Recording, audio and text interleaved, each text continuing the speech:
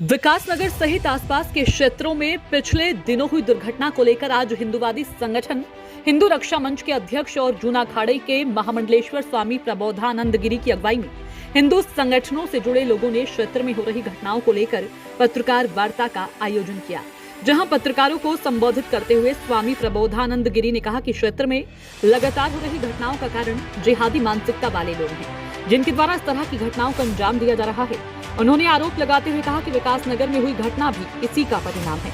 उन्होंने यह भी आरोप लगाया कि घटनाक्रम में शामिल लोगों को स्थानीय प्रशासन बचाने का काम कर रहा है। उन्होंने घटनाक्रम में शामिल कुछ लोगों का नाम उजागर करते हुए प्रशासन को चेतावनी दी है कि अगर 2 दिन के भीतर उनकी गिरफ्तारी नहीं हुई तो सैकड़ों की संख्या में अखाड़े के संत और अन्य संगठनों के लोग आंदोलन को बाध्य होंगे, जिसकी जिम्मेदारी शासन प्रशासन की होगी। वहीं दूसरी ओर इस दौरान संगठन के लोगों ने पुलिस प्रशासन के साथ भी वार्ता की है, जहां वार्ता के बाद पुलिस प्रशासन ने उन्हें जल्द कार्रवाई का आश्वासन दिया।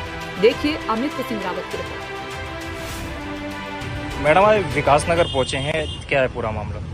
भैया ये मामला है, देखिए गंभीर है। वैसे तो यहाँ हिंदू बच्चियों को छेड़ा जाता है, 2 बच्चियों को, और जो छेड़ने वाले हैं वो शांति दूत हैं, विशेष समुदाय के, और वो छेड़ के बच्चियों को भागते हैं और मस्जिद में जाके छुपते हैं।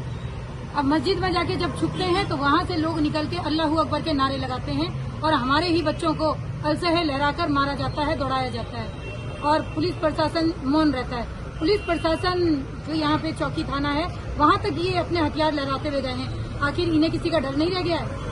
आज हम इसी समर्थन में, अपने सनातनी भाइयों के समर्थन में आए हैं। हम ऐसा, अब पाकिस्तान जिंदाबाद के नारे लगा रहे हो तो पाकिस्तान क्यों नहीं जाते? वहीं जाके मरो। यहाँ किस लिए आए? ये हिंदुस्तान है, हम हिंदुस्तान जिंदाबाद कहेंगे हमेशा, क्योंकि हम यहाँ की ये व्यापार यहाँ का करेंगे, खाएंगे यहाँ का, यहीं की बेटियों को टारगेट करेंगे और पाकिस्तान जिंदाबाद के नारे लगाएंगे। मैं ये चाहती हूँ कि शासन प्रशासन इसमें ध्यान दे। अभी तो ये छोटी बात है, मगर बड़ी चिंगारी बनते देर नहीं लगेगी। अगर लगातार ऐसे मामले सामने मैडम आते रहेंगे तो क्या कदम रहेगा आपको? देखिए, अगर लगातार ऐसे मामले आएंगे तो मैं साफ तौर से ये बोलना चाहती हूँ कि गृह युद्ध बहुत जरूरी है। जब तक कोई मारा काटा नहीं जाएगा, चाहे उसमें मेरी ही बलि क्यों ना हो, चाहे मैं मारी जाऊं या मेरे द्वारा कोई मारा जाए, शायद तब तक शासन भी नहीं जगेगा, प्रशासन भी नहीं जगेगा। जब कोई बड़ी वारदात होती है सबकी आंखें तभी खुलती हैं। इसलिए कह रही हूँ कि थोड़ा अगर शासन प्रशासन जगता है, जब कोई बड़ी वारदात होती है सबकी आंखें तभी खुलती हैं। इसलिए कह रही हूँ कि थोड़ा अगर शासन प्रशासन जगता है तो इन सब चीजों में कंट्रोल हो सकता है। तो प्रशासन जो चुप्पी साध के बैठा हुआ है क्यों? प्रशासन चुप्पी साध के बैठा है, वो उनकी मजबूरी होगी, हमारी कोई मजबूरी नहीं थी, इसलिए हम यहाँ तक पहुँच गए। प्रशासन की मजबूरी हो सकती है, मगर हमारे सनातनी भाई बहन ऐसे ही पिटते रहेंगे तो हमारी कोई मजबूरी नहीं है। अगर वो हथियार निकाल सकते हैं तो हम जवानी जंग तो कर ही सकते हैं। हमारी जवानी जंग में भी ऐसा हो जाता है कि हम पे मुकदमे लग जाते हैं, और ये हथियार लहराते हैं तो इनको कोई कार्रवाई नहीं होती। आज फिर विकासनगर बाजार बंद किया गया, क्या है? ये परसों वाली घटना है जिसमें चौकी पर पथराव हुआ। हिंदू संगठन के लोग थे वहाँ, हमारे हम थे वहाँ पर, उन पर हमला करा, जानलेवा हमला करने की कोशिश की गई है, और नारे तकबीर अल्लाहू अकबर के नारे भी लगे, पाकिस्तान जिंदाबाद के नारे भी लगे, और तलवारें भी लहराई गई हैं, हथियार लाठी डंडे भी लहराए गए हैं। हमला हुआ पुलिस पर भी हुआ है, कई लोगों पर भी हुआ है। उसकी सोशल मीडिया पर और आप लोगों के माध्यम से बहुत सारे वीडियो जो है उपलब्ध हैं। उसमें एक के लिए खाली कहने की बात नहीं है, पुलिस के संज्ञान में सारा मामला है। उसी के दृष्टिगत एक विरोध प्रदर्शन के रूप में जो है बाजार कल विकासनगर व्यापार मंडल ने और लोकल व्यापारियों ने सहयोग करा, हिंदू संगठनों के माध्यम से बाजार बंद हुआ। बाजार बंद करने का उद्देश्य क्या है? विशेष उद्देश्य है जो इस तरह के उपद्रवी लोग हैं जो पशुधन की हवा खराब करना चाहते हैं, इनके खिलाफ कानूनी कार्रवाई हो, इन पे एनएसए लगे, इनको गिरफ्तारी, इनको जेल भेजा जाए। लेकिन एसएसपी साहब ही तो कहा है कि एनएसए लगेगी और खुद मौजूदगी भी है, क्या संतुष्ट नहीं पुलिस के रवैये से? एसएसपी साहब कह रहे हैं कि एनएसए लगेगी। कब लगेगी? इससे पहले 8 साल पहले कोयल पाटा पर एनएसए लगाने के लिए फाइल गई था, सुनने में आया। अब तक तो कुछ नहीं हुआ उसमें। प्रशासन का रवैया लचर रहा पहले भी, और अभी भी मुझे लगता है कि मतलब नहीं होगी कार्रवाई। स्थानीय पुलिस की कार्यप्रणाली से कितना संतुष्ट है? स्थानीय पुलिस सहयोग तो कर रही है लेकिन रिजल्ट नहीं दे रही है।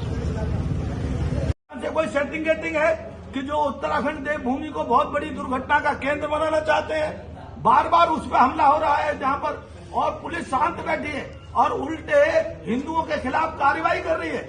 मैं ये कहना चाहता हूं यहाँ की पुलिस को और उत्तराखंड के मुख्यमंत्री को, मुख्यमंत्री से तत्काल संज्ञान में लेकर कार्रवाई करें। और मैं आपको एक निवेदन करना चाहता हूं 2 दिन में तत्काल इन जिहादियों के खिलाफ कार्रवाई हो और इनके खिलाफ रिपोर्ट लिखकर जेल भेजा जाए, पहली बात। दूसरी बात, आपने जिस लड़की को पीड़ित है उसके परिवार के खिलाफ झूठी एफआईआर लिखी है, उसे वापस करें। ये आपका जो तरीका ठीक नहीं है, रवैया ठीक नहीं है। कहीं ऐसा न हो कि चूना अखाड़े के और अन्य अखाड़ों के सारे महात्मा फिर देवभूमि के बचाने के लिए सड़क पर आ जाए, तो ऐसी स्थिति पैदा मत करो। मुझे मजबूरन आना पड़ा है। कभी संतों ने कहा कि नहीं आप जाओ, एक बार उनको कह के आओ, अगर नहीं मानेंगे तो हम 2 दिन बाद 3 दिन बाद जो भी जरूर समय होगा तो पूरे उत्तराखंड में ऐसा आंदोलन होगा जो आपको समझ में आ जाएगा। जैसा आंदोलन उत्तराखंड को बनाने में हुआ था वैसे ही आंदोलन उत्तराखंड को स्वच्छ और पवित्र करने के लिए होगा, क्योंकि देवभूमि है। हम इस देवभूमि के स्वरूप को किसी भी कीमत पर और किसी के द्वारा बिगड़ने नहीं देंगे, ये साफ साफ सुन लें। अगर जिसने भी देवभूमि के स्वरूप को बिगाड़ने का प्रयास किया उसे देवभूमि से जाना पड़ेगा, हर हालत में जाना पड़ेगा। वो ऐसे हम किसी कीमत पर बर्दाश्त नहीं करेंगे। स्वामी जी, देखा जा रहा है कि